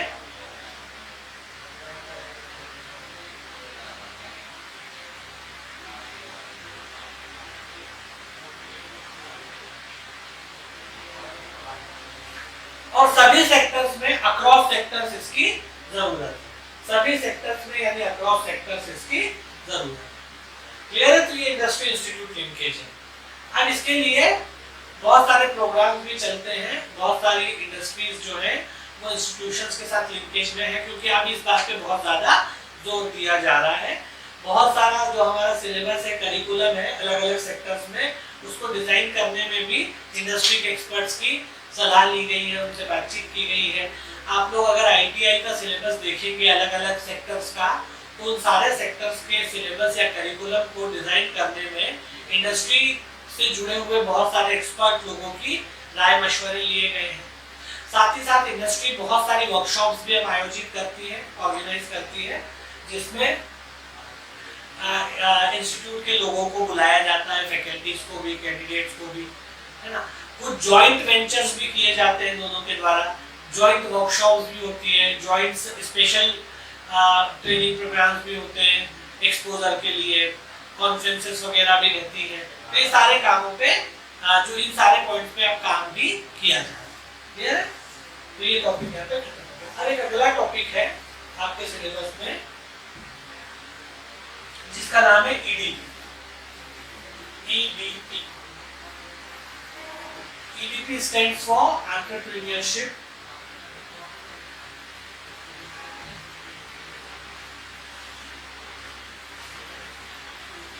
Development programme.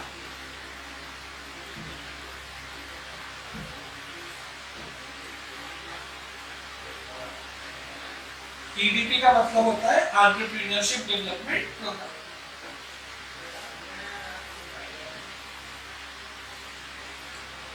देखो एंटरप्रेन्योरशिप बार बार लिखना पड़ेगा। एंटरप्रेन्योरशिप बड़ा शब्द है, इसको लिखने में बड़ा टाइम लगता है, तो इसकी जगह में ईएनटी लिख दूंगा तो आप समझ लेना ठीक है एंटरप्रेन्योरशिप। इसको नाक कान गला मत समझ लेना है, ईयर नोज एंड थ्रोट।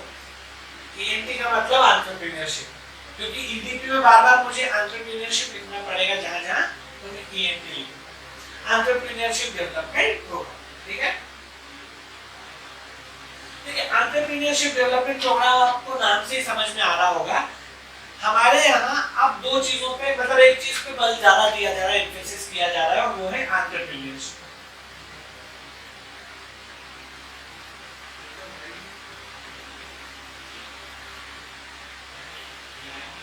अब जो है हमारी जो करंट गवर्नमेंट है इसका बहुत ज्यादा एम्फेसिस जो है वो एंटरप्रेन्योरशिप के ऊपर। ठीक है, आप लोग सब गवर्नमेंट से जॉब मांगते रहते हो, गवर्नमेंट बहुत परेशान हो गई है, वो सोच रही है कि हम कितने लोगों को जॉब देंगे, कितने करोड़ की पॉपुलेशन है, कब तक जॉब लेंगे। हर साल जो है हर बार कहीं ना कहीं चुनाव होते हैं, इलेक्शन होते हैं, गवर्नमेंट उसमें बोलती है कि इस साल 2 करोड़ लोगों को रोजगार देंगे, इस साल इतने लाख लोगों को रोजगार देंगे, और आप देखते हैं कि उसमें से 10-20% को भी गवर्नमेंट रोजगार नहीं देगा, क्योंकि गवर्नमेंट इतने लोगों को रोजगार दे ही नहीं सकती। तो इसलिए गवर्नमेंट का ये फोकस है कि भैया आप लोग हमसे रोजगार मत मांगो, खुद रोजगार देने वाले मांगो मत।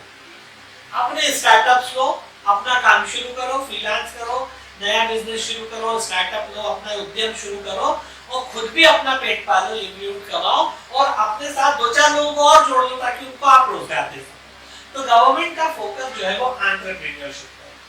हमारे यहाँ जो नई पॉलिसी बनी है 2015 में, उसका नाम ही है national policy on skill development and entrepreneurship. Policy में लिख दिया है एंटरप्रेन्योरशिप। तो जो नई पॉलिसी है 2015 की, अब तो ये नई नहीं रही, 8 साल पुरानी हो गई है, पर यही पॉलिसी जो है अभी काम कर रही है। उस पॉलिसी का नाम ही है national policy on skill development and entrepreneurship. उसमें स्पेशली एंटरप्रेन्योरशिप डाला गया है। ठीक है, उसके अलावा जो हमारे मिनिस्ट्री बनी है इसके आधार पर हो गया ministry of skill development and entrepreneurship. उस मिनिस्ट्री में भी एंटरप्रेन्योरशिप है, ministry of skill development and entrepreneurship. मंत्रालय का नाम भी है कौशल विकास एवं उद्यमिता मंत्रालय। तो ministry of skill development and entrepreneurship. तो हमारी गवर्नमेंट का पूरा फोकस है एंटरप्रेन्योरशिप पे, जो कि सही भी है, गलत नहीं। पॉलिसी में भी एंटरप्रेन्योरशिप, मिनिस्ट्री में भी एंटरप्रेन्योरशिप, और जितने भी हमने योजनाएं पढ़ी, मैंने आपको कितनी सारी योजनाएं पढ़ाई, उन सब में या उनमें से ज्यादातर में, सब में तो नहीं लेकिन ज्यादातर में सेल्फ एम्प्लॉयमेंट की बात की गई। हमने हर योजना में ये देखा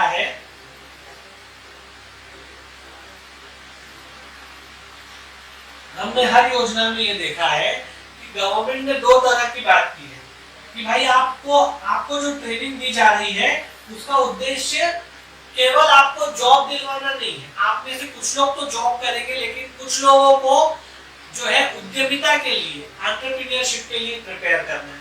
तो जितनी भी हमने स्कीम्स देखी उसका भी उद्देश्य है, हमने कहा कि उसमें गवर्नमेंट का उद्देश्य एक तो है वेज एम्प्लॉयमेंट और दूसरा है सेल्फ एम्प्लॉयमेंट। वेज एम्प्लॉयमेंट और सेल्फ एम्प्लॉयमेंट। जितनी स्कीम्स हमने देखी है उन सारी स्कीम्स में वेज एम्प्लॉयमेंट पे जितना फोकस किया गया है उतना ही एम्फेसिस किस पे किया गया है, सेल्फ एम्प्लॉयमेंट। कि आप जो है केवल जॉब दूसरे से मत मांगो, अपना खुद का काम भी शुरू करो।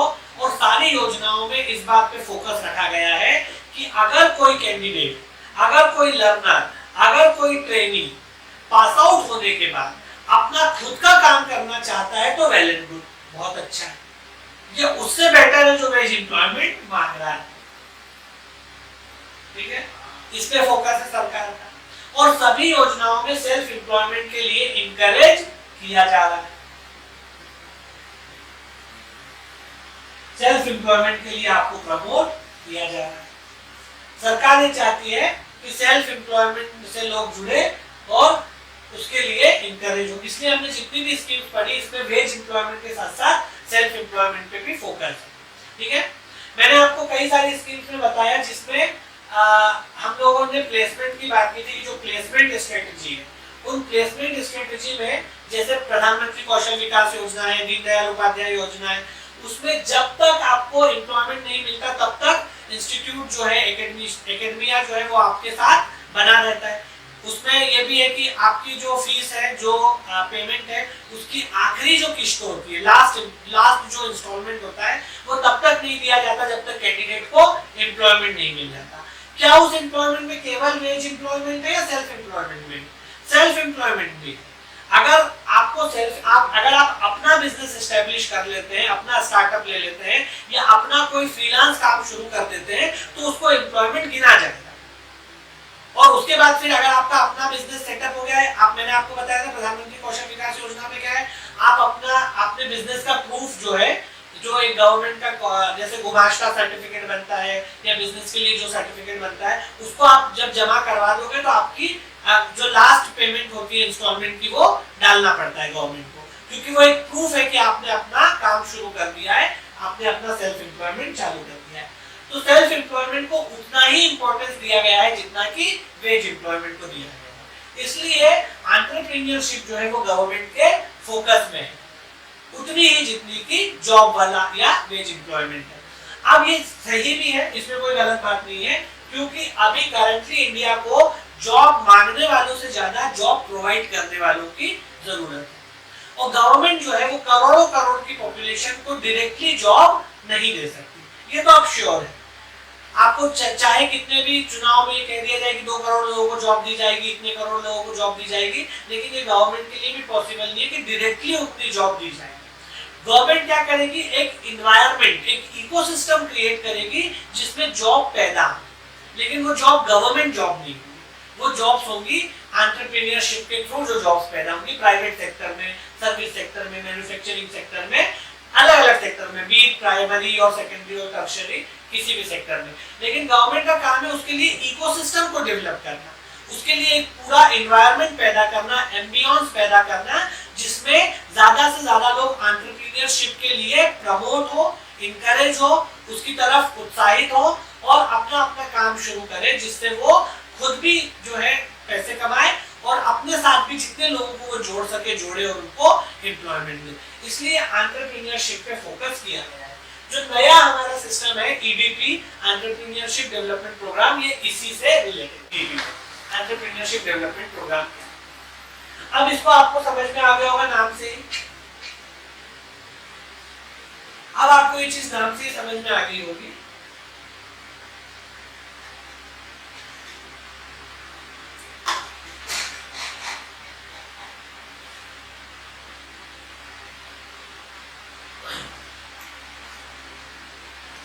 एंटरप्रेन्योरशिप डेवलपमेंट प्रोग्राम क्या है? अगर कोई कैंडिडेट अपना काम शुरू करना चाहता है, वो किसी से जॉब नहीं मांग रहा है, इंडस्ट्री में जॉब उसको नहीं करना, वो अपना एंटरप्रेन्योरशिप कोई स्टार्टअप लेना चाहता है, कोई वेंचर शुरू करना चाहता है, तो कोई कैंडिडेट है, जैसे मान लो कि आप में से एक कैंडिडेट है जीशान। जीशान अभी तो जॉब कर रहा है, लेकिन जीशान ये चाहता है कि यार जॉब में उतना मजा नहीं आ रहा है, मुझे अपना काम शुरू करना है। मान लो इसका किसी दिन मन होता है कि मैं अपना स्टार्टअप लूंगा, जॉब में ठीक ठाक मजा नहीं आ रहा है, ऐसा हो सकता है मान लो। तो ये क्या करेगा, इसके मन में विचार आया कि मुझे स्टार्टअप लेना है, अपना काम मुझे शुरू करना है और एंटरप्रेन्योर बनना है। उद्यमी बनना है, ठीक है। अब ये क्योंकि अभी तक तो जॉब कर रहा था, इसके मन में ये विचार है कि जॉब से बेटर एंटरप्रेन्योरशिप है, स्टार्टअप। जॉब में आपकी सैलरी फिक्स है, इंक्रीमेंट की जो पॉसिबिलिटी है वो भी लिमिटेड है। भाई सैलरी आपकी फिक्स है, इंक्रीमेंट भी होता है, लेकिन इंक्रीमेंट भी एक उसकी लिमिट है कि भाई 1 साल में होगा, 2 साल में होगा, वो कितना होगा वो भी लिमिट है कि भाई 10% ही बढ़ेगा, कितना भी करूंगा 10% बढ़ेगा, और वो भी 2 साल बाद बढ़ेगा। तो अब 2 साल बाद 10% बढ़ेगा, तब तक बैठा काम करता हूं, ठीक है, ऐसा हो सकता है ना। तो एक तो ये है कि आपकी कमाई फिक्स है, और आप सरकारी अफसर तो हो नहीं, प्राइवेट में अगर मान लो जॉब कर रहे हो तो कोई दूसरा ऑप्शन भी नहीं है कि आप टेबल के नीचे से कमाई कर लो। तो प्राइवेट सेक्टर में जो आपको सैलरी अकाउंट में आएगी वही, बहुत ज्यादा स्कोप नहीं है वहां पे दूसरी तरह से कमाई करने का, करना भी नहीं चाहिए, मतलब मैं नहीं प्रमोट कर रहा हूँ, करना भी नहीं चाहिए। दूसरी चीज ये है कि इंक्रीमेंट भी लिमिटेड है और वो भी एक समय के बाद मिलेगा। अब ये चाह रहा है, और साथ ही साथ वर्क लाइफ बैलेंस भी बिगड़ा हुआ है। सुबह 8 बजे घर से निकल जाता है, शाम को 8 बजे घर पे पहुंचता है, ट्रैफिक में जाता है, छुट्टी चाहिए हो तो मिलती नहीं है, बहुत मुश्किल से छुट्टी मिलती है, पहले आप छुट्टी के लिए अर्जी डालना पड़ती है, फिर वो अप्रूव होती है, उसमें भी मैनेजर या बॉस जो है 4 बातें कहता है, फिर अप्रूवल के बाद नौकरी उसे मिलती है। तो इसका मन नहीं है, इसका मन है कि नहीं अपना खुद का काम शुरू करें। लेकिन जॉब के साथ एक चीज ये है कि इसमें सिक्योरिटी, थोड़ा सा सिक्योरिटी फैक्टर है कि भाई कुछ भी हो अपने को 1 तारीख को पैसे मिल जाएंगे। अब कंपनी का, इंडस्ट्री की कमाई हो नहीं हो कोई दिक्कत नहीं है, अपन ने अपना काम कर दिया, सही दर्द नया कर दिया, ठीक है। तो ये तो जॉब वालों का दर्द है। लेकिन क्या है कि अगर आप स्टार्टअप भी ले लोगे, स्टार्टअप के भी अपनी दिक्कतें हैं। एक वो अंग्रेजी में कहा है कि the grass is always greener on the other side। आप इस साइड हो तो आपको उधर की घास हरी दिखाई देगी, वहां पहुंच जाओगे तो इधर वाली हरी दिखाई देगी, ऐसा है। तो दोनों की कुछ कुछ खामियां है, लेकिन हाँ जॉब की सारी दिक्कतें तो है नहीं। अब जॉब में एक चीज ये है कि थोड़ा सा सिक्योरिटी फैक्टर रहता है कि भाई 1 तारीख को अपने को सैलरी मिल जाएगी, मार्केट अप डाउन हो, इंडस्ट्री की कमाई हो नहीं हो, अपने को कोई मतलब नहीं है, अपने को जो पैसा मिलना है मिलेगा, ठीक है। और जॉब करने में रिस्क भी कोई नहीं, मतलब रिस्क फैक्टर भी कम है, सिक्योरिटी फैक्टर ज्यादा है और रिस्क फैक्टर कम है। भाई मार्केट अप डाउन भी होता है तो सैलरी वाले को तो सैलरी मिलेगी, बहुत ज्यादा इसमें दिक्कत नहीं, लेकिन फिर भी कुछ कुछ ऐसी सिचुएशन हो सकती है जब इसमें भी सिक्योरिटी फैक्टर नहीं है। जैसे कोविड जैसी स्थिति आ गई तो लोगों की जॉब चली गई, है ना। तो कोविड जैसी स्थिति आ जाए तो यहाँ भी सिक्योरिटी नहीं है, या कभी कभार इसमें भी रिस्क फैक्टर रहता है इन्वॉल्व, क्योंकि जॉब में भी आजकल ऐसा रहता है कि भाई अगर मार्केट अप डाउन होता है तो कितने बल्क में लोगों को बाहर निकाल देते हैं, है ना। तो इसमें भी ऐसा नहीं कि सिक्योरिटी बहुत तगड़ी सिक्योरिटी है, प्राइवेट जॉब में कोई खास सिक्योरिटी नहीं है। हाँ अगर आप गवर्नमेंट जॉब में हो बात अलग है, लेकिन अगर प्राइवेट जॉब में हो तो आजकल तो प्राइवेट जॉब में भैया जिशान ऐसा है कि as insecure as the business, लगभग वैसी स्थिति है, क्योंकि प्राइवेट वालों को तो कभी भी निकाला जा सकता है, जैसे कोविड में कितने लोगों को निकाल दिया। साथ ही साथ रिस्क फैक्टर जो इन्वॉल्व है, आजकल जॉब में भी रिस्क फैक्टर है, क्योंकि मार्केट अगर अप डाउन होता है तो आपको सिक्योरिटी उतनी नहीं रहती, तो रिस्क फैक्टर भी थोड़ा बहुत ही कम है, लेकिन उतना ही है जितना स्टार्टअप में है, ठीक है। अब ये बंदा जो है अपना जिशान, ये चाहता है कि बहुत दिक्कत है जॉब में, जैसे कि कह भी रहे हैं, तो ये स्टार्टअप करना चाहते हैं कि अपना काम खोलेंगे। भाई मेहनत तो अपन वहां भी घिसाई दे, इससे अच्छा है कि खुद का काम शुरू करेंगे। इसमें क्या होगा, इसमें एक चीज तो ये होगी कि जो पैसा मुझे मिलेगा उस पर मेरा अपना अधिकार होगा, मतलब प्रॉफिट पूरा मेरा होगा। अगर मैं कमा रहा हूँ, मेहनत कर रहा हूँ, तो मेहनत तो मुझे जॉब में भी उतनी ही करनी है। अगर मैं खुद के स्टार्टअप पे मेहनत करूंगा तो वो जो पूरा पैसा होगा वो मेरा होगा, उस पे पूरे पे मेरा हाथ होगा, मैं उसको अपने तरह से यूज कर पाऊंगा। जबकि इंडस्ट्री में मैं कितना भी काम करूंगा जॉब में, मुझे सैलरी उतनी ही मिलेगी जितनी मिलनी है। मालिक का फायदा चाहे 50% हो चाहे 500% हो, मेरा तो जॉब मिलना है वही मिलना है। जबकि स्टार्टअप में फायदा यह है कि पूरे प्रॉफिट पे मेरा अधिकार। एक चीज तो ये है, सैलरी फिक्स है वहां पर, यहाँ पर आपका जितना आप काम करोगे उतना इंक्रीमेंट आपको मिलेगा। ठीक है। दूसरी बात यह है कि इसमें इंक्रीमेंट के लिए आपको वेट नहीं करना है कि 2 साल बाद ही इंक्रीमेंट होगा। अगर आप में कुव्वत है, अगर आप पे दम है, तो आप आज काम शुरू करोगे, हो सकता है कि 2-3 महीने बाद ही आप चमक जाओ, या साल भर में ही आपको बहुत अच्छा प्रॉफिट मिल जाए, आप साल भर में अच्छे स्टेब्लिश हो जाओ।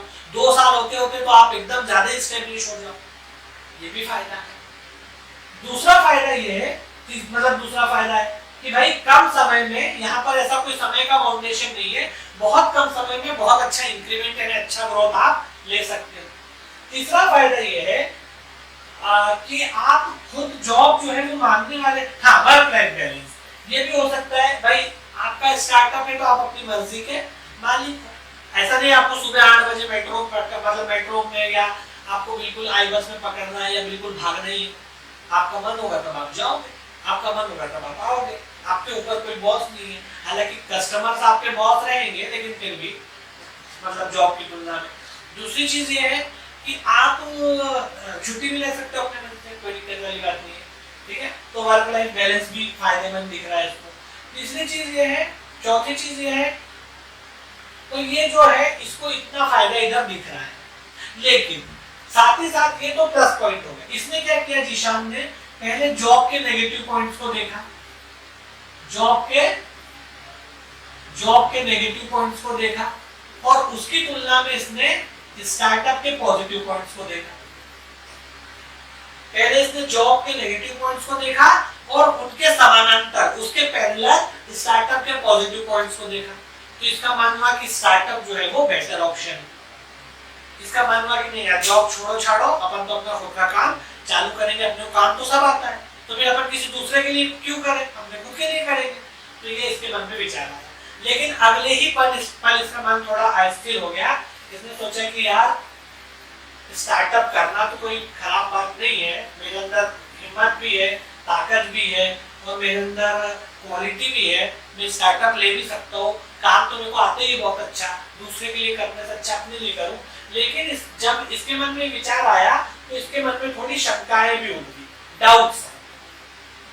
इसके मन में डाउट्स आए, सेकंड थॉट्स। इसके मन में सेकंड थॉट्स है। क्या सेकंड थॉट आए? इसके मन में एक इनोवेशन आया, एक चिंता आई कि भाई स्टार्टअप के लिए चाहिए पूंजी, कैपिटल। कोई भी काम शुरू करने के लिए छोटा मोटा कैपिटल तो आपको चाहिए, तो इसको चाहिए कैपिटल, जो कि इसके पास हो सकता है कि नहीं हो। अगर हो तो बहुत अच्छी बात है, मैं एक उदाहरण बता रहा हूँ कि है या फिर इनफ नहीं है, थोड़ा कम है। ठीक है, तो पहली चीज ये है कि इसको चाहिए कैपिटल, जो कि इसके पास या तो नहीं है या जितना चाहिए उतना नहीं है, इनफ नहीं है।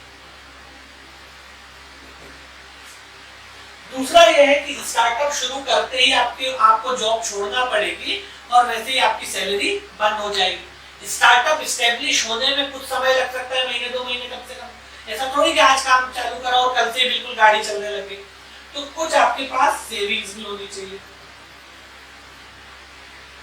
क्योंकि आपके पास फैमिली है, अपने रिस्पॉन्सिबिलिटीज है, अपने जो भी बिल्स को पे करने के लिए जो फाइनेंशियल चीजें रहती है, फाइनेंशियल रिस्पॉन्सिबिलिटीज है अपनी या फैमिली की, तो फाइनेंशियल रिस्पॉन्सिबिलिटीज है।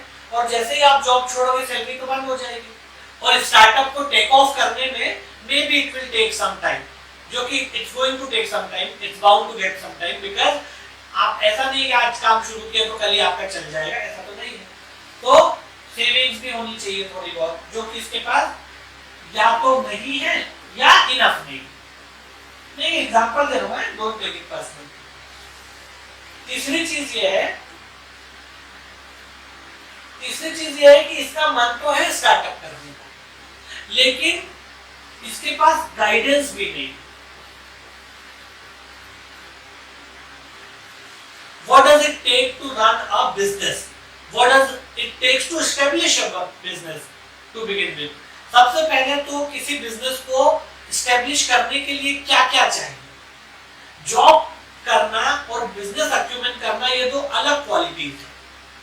हो सकता है कि आप बहुत अच्छे एम्प्लॉय हो लेकिन उतने अच्छे बिजनेसमैन साबित ना हो सकता है आप बहुत अच्छे एम्प्लॉय हो लेकिन उतने अच्छे एंटरप्रेन्योर साबित ना हो, because it requires a different kind of attitude or different kind of acumen to run a business, to establish a business or establish a setup, a venture basically। ठीक है, तो उसके लिए आपको अलग तरह का की गाइडेंस चाहिए या एक स्किल चाहिए बिजनेस को रन करने के लिए, जिसको बिजनेस अक्यूमेन कहा जाता है। तो आपको अलग तरह का बिजनेस अक्यूमेन चाहिए। हो सकता है कि आप अपने काम में बहुत एक्सपर्ट हो, अगर आप जिस भी फील्ड में काम कर रहे हो, अगर आप इंजीनियर हो सकता है कि आप अपने कोर फील्ड में बहुत एक्सपर्ट हो, लेकिन स्टार्टअप करना, एंटरप्रेन्योर बनना, ये एक अलग तरह की क्वालिटीज इंटेल करता है। इसमें आपको पब्लिक रिलेशंस बनाने हैं, इसमें आपको कस्टमर्स को हैंडल करना है, इसमें आपको ऑर्डर सीक करना है, ऑर्डर लेना, ऑर्डर मतलब अक्वायर करना बहुत मुश्किल काम है बिजनेस में। ठीक है, तो ऑर्डर लेके आना है, कस्टमर्स को डील करना है, पब्लिक रिलेशंस मेंटेन करने हैं, एक पूरा एम्पायर संभालना है। उसके साथ साथ आपको अपने कुछ सबऑर्डिनेट रहेंगे, उनके साथ मैनेज करना है। आपको बिजनेस में कैपिटल का, पूंजी का ज्ञान होना चाहिए कि कैपिटल को कैसे यूज करना है। जो फाइनेंशियल दिक्कत, मतलब जो एक तरह का वित्तीय, जिसको बोलते हैं फाइनेंशियल मैनेजमेंट, जिसको बोलते हैं फाइनेंशियल मैनेजमेंट, ये होना चाहिए। बिजनेस एस्टेब्लिश करने के लिए बिजनेस की स्ट्रेटजीज पता होनी चाहिए, बिजनेस स्ट्रेटजीज पता होनी चाहिए, बिजनेस हैक्स पता होनी चाहिए, मार्केट का नॉलेज होना चाहिए, मार्केट की स्थिति में कि मार्केट कब कैसा होगा, कैसा हो सकता है, उसके हिसाब से चीजें पता होनी चाहिए। तो ये सारी चीजें रिक्वायर्ड है अगर आपको एंटरप्रेन्योर बनना है, तो स्टार्टअप लेना है। ठीक है,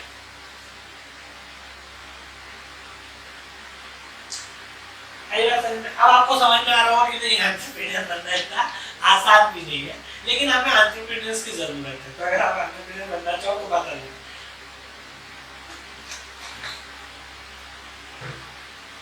तो ये सारी चीजें हैं, आइए समझ में। अब एंटरप्रेन्योरशिप डेवलपमेंट प्रोग्राम जो हम पढ़ रहे हैं वो इन्हीं दिक्कतों को कैटर करने के लिए बनाए जाते हैं। Entrepreneurship development programme EDP, entrepreneurship development programme यानी ईडीपी का उद्देश्य क्या होता है? ईडीपी का फोकस ये रहता है कि अगर कोई कैंडिडेट एंटरप्रेन्योरशिप में जाना चाहता है, स्टार्टअप लेना चाहता है, अपना बिजनेस या स्टार्टअप शुरू करना चाहता है, फ्रीलांस काम शुरू करना चाहता है, तो उसके इस मोटिव में उसकी मदद करने के लिए इन प्रोग्राम्स को, जैसे जिशान अगर ऐसा करना चाहता है तो उसके अंदर मोटिव तो है, इस मोटिव को फुलफिल करने के लिए और जिशान की मदद करने के लिए जो प्रोग्राम डेवलप किए जाएंगे उसको बोलते हैं एंटरप्रेन्योरशिप डेवलपमेंट प्रोग्राम, ईडी।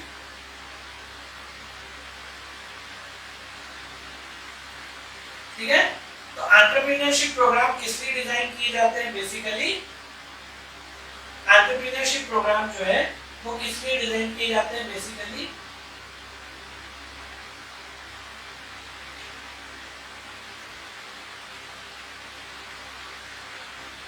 कि अगर किसी व्यक्ति में, किसी कैंडिडेट में एंटरप्रेन्योरशिप के लिए मोटिव है,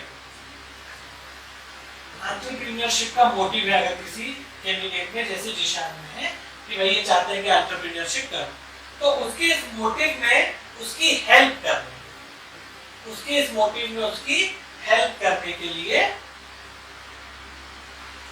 और उसके इस मोटिव को स्ट्रेंथन और फुलफिल करने के लिए, उसके इस मोटिव को स्ट्रेंथन और फुलफिल करने के लिए, मतलब उसको सक्सेसफुल करने के लिए, अगर किसी के अंदर एंटरप्रेन्योरशिप का मोटिव है, उसके इस मोटिव को स्ट्रेंथन और फुलफिल करने के लिए और उसके इस मोटिव में उसकी मदद करने के लिए, उसकी हेल्प करने के लिए, ठीक है। और एंटरप्रेन्योरशिप इस्टेब्लिश करने के लिए, एंटरप्रेन्योर बनने के लिए, स्टार्टअप बनने के लिए जो जो स्किल्स और कैपेबिलिटीज जरूरी है, जो जो स्किल्स और कैपेबिलिटीज रिक्वायर्ड है, जो कि आपकी कोर कैपेबिलिटीज से अलग है ना। कोर कैपेबिलिटीज तो आपने सबने ही हैंगी, वो बात अलग है, लेकिन बिजनेस के लिए अलग कैपेबिलिटीज चाहिए। तो आपको एंटरप्रेन्योरशिप के वेंचर को शुरू करने के लिए जो स्किल्स और कैपेबिलिटीज जरूरी है,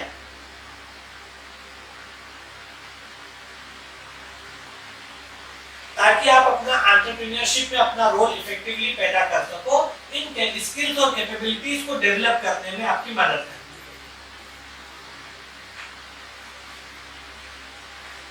तो इन सारी चीजों में आपकी मदद करने के लिए जो प्रोग्राम बनाए जाते हैं उनको बोलते हैं एंटरप्रेन्योरशिप डेवलपमेंट प्रोग्राम, ठीक है, जो इन सारी चीजों को सेटिस्फाई करते हैं, इसमें आपकी मदद करते हैं।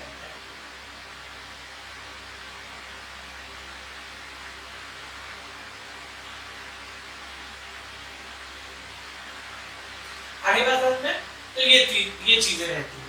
अब देखो इसमें क्या क्या चीजें आएंगी, आप अपने खुद के दिमाग से सोच सकते हो। जैसे मान लो कि किसी बंदे को एंटरप्रेन्योरशिप बनना है, मैंने आपको यहाँ पे सारी चीजें बता दी कि इतनी चीजें होनी चाहिए, ये सब पता होना चाहिए, तभी आप बन सकते हो।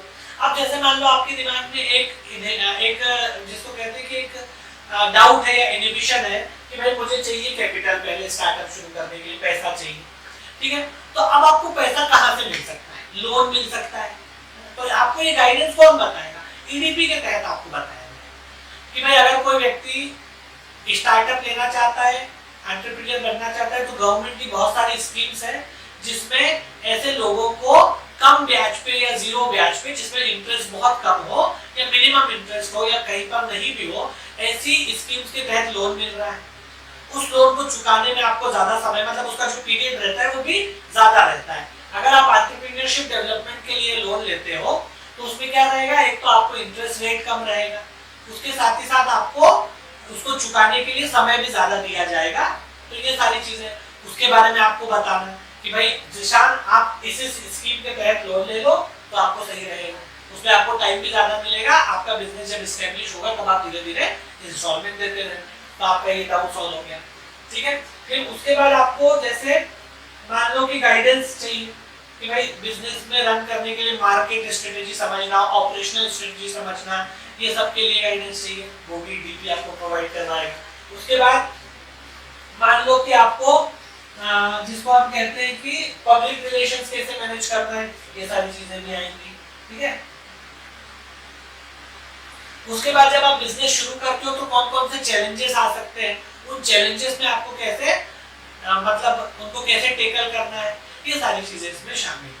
फिर आपके सामने स्कोप क्या है, आप जो बिजनेस शुरू कर रहे हो उसमें स्कोप कितना है, किस एरिया में आपको शुरू करना चाहिए, किस सेक्टर में शुरू करना चाहिए, जियोग्राफिकली किस एरिया में शुरू करना चाहिए। जैसे मान लो कि आप एक स्टार्टअप कोई लेना चाहता है, एक एग्जांपल मैं देता हूँ, जैसे मान लो आपको मोमोज का एक ठेला डालना है, एक मतलब मैं आपका नहीं बता रहा हूँ, नॉर्मली बता रहा हूँ, आप तो इंजीनियर हो। मान लो कोई बंदा है, उसको मोमोज का लॉरी डालना है, ठीक है। अब इसको मान लो कि क्या बताया जाएगा भाई, इसको पहले एरिया बताया जाएगा। इंदौर में आपको, इंदौर में इसको कहा जाएगा कि भाई तू ऐसे एरिया में मोमोज का ठेला डाल जहां पे मार्केट, जैसा भंवरकुआ पे डाल, यहाँ पर भंवरकुआ पे डाल या भोलाराम उस्ताद मार्केट पे डाल। तो इसके और मान लो कि ये डाले किसी कॉलोनी में जाके, सुदामा नगर में डाले, अंदर कॉलोनी में, कहां पर इसका मोमोज का ठेला चलने की संभावना ज्यादा है, भंवरकुआ पे या भोलाराम उस्ताद मार्केट पे, बनस्पत सुदामा नगर। क्योंकि सुदामा नगर जो है वो है एक रेजिडेंशियल कॉलोनी। रेजिडेंशियल का मतलब है कि वहां पे फैमिलीज रहती है, और ये जो है ये है स्टूडेंट एरिया। अब स्टूडेंट एरिया में इसका मोमोज का ठेला ज्यादा चलेगा या जहां पर फैमिलीज रहती है वहां पे ज्यादा चलेगा? स्टूडेंट एरिया में ज्यादा चलेगा, क्योंकि स्टूडेंट जो है वो ये सारी चीजें खाएंगे, उनके पास मतलब ये है कि बाहर खाना खाते हैं वो लोग। फैमिलीज जो है वो हफ्ते में एक आध बार जाएगी मोमोज खाने, वो भी चली गई तो कोई तो ऐसा है कि 15 दिन में एक बार जाएगी, वो भी बहुत मुश्किल से। जबकि स्टूडेंट जो है वो डेली बेसिस पे ये सारी चीजें खाते हैं। तो इस तरह से क्या होता है, उसको एरिया बताना कि उसको किस एरिया में अपना स्टार्टअप शुरू करना चाहिए, किस समय शुरू करना चाहिए, ये सब चीजें। तो एंटरप्रेन्योरशिप डेवलपमेंट प्रोग्राम जो ईडीपीज होते हैं वो इन सारी चीजों पे फोकस करते हैं कि किसी अगर कोई कैंडिडेट एंटरप्रेन्योरशिप के तहत कोई बिजनेस या कोई स्टार्टअप लेना चाहता है तो उसमें हर तरह से उसकी मदद करना, चाहे वो गाइडेंस के मामले में हो, चाहे वो उसको मतलब मोटिवेशन के मामले में हो, चाहे वो स्ट्रेंथन करने के मामले में हो, उसके एंटरप्रेन्योरशिप से जुड़े हुए मोटिव को फुलफिल करने के लिए जिस तरह से उसकी मदद की जा सकती है वो मदद करने वाले प्रोग्राम्स कहलाते हैं ईडीपी। ठीक है, कोई भी ईडीपी जो है उसमें एक वेल डिजाइंड ईडीपी जो होता है, चलो बाकी कर देंगे, ठीक है, इसको ईडीपी बोलते हैं। अब ईडीपी से जुड़ी हुई एक दो बातें और हैं, उसके बाद एक दो टॉपिक्स आपके और बचेंगे, बहुत जल्दी जो है हम लोग जो है अपना सिलेबस जो है खत्म कर लेंगे। ठीक है, तो ईडीपी इतना ही। ईडीपी में थोड़ी बहुत चीजें और है, मैं कल के लेक्चर में आपको बताऊंगा और बाकी फिर जो है उसके आगे चलेंगे। तो आज की क्लास को यहीं पे खत्म करते हैं, अब आपसे कल मिलते हैं। Thank you.